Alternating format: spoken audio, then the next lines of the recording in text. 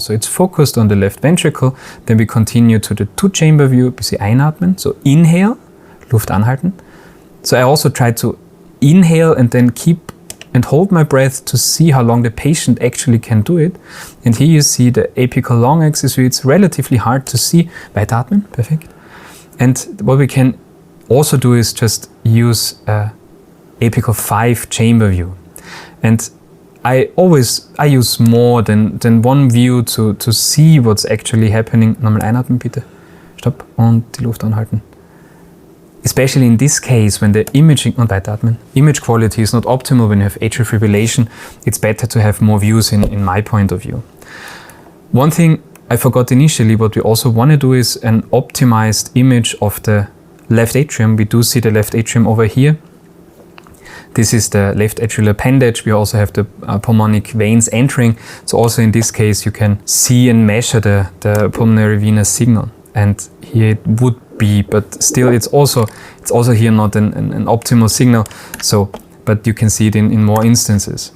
Then furthermore, in the apical long axis view, we also want to see, like in the 5-chamber view, the gradient. And I now switch back to the optimal PRF. So it was before a little bit low for the pulmonary venous signal, but here also can try to measure the gradient over here.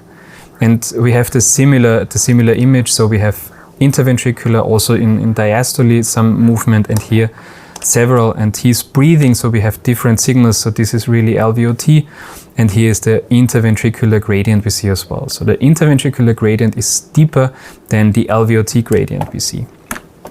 So continuing with our evaluation, we also can use the multiplane imaging and then focus still on the left ventricle. We can use a 3-planar imaging and nochmal einatmen.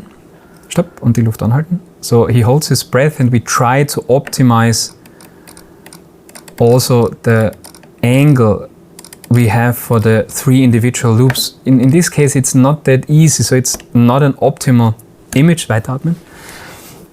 And probably we cannot really use it. Another thing we have to be aware of is that the frame rate is always optimal. So in this case, I didn't adapt it because the image, it won't be enough for strain imaging, but you can also adapt by just using a higher frame rate so that it's optimal for strain imaging. It should be in the range of 50 to 70, maximally 80. So 40, below 40 strain is not even possible to measure in these machines, most likely.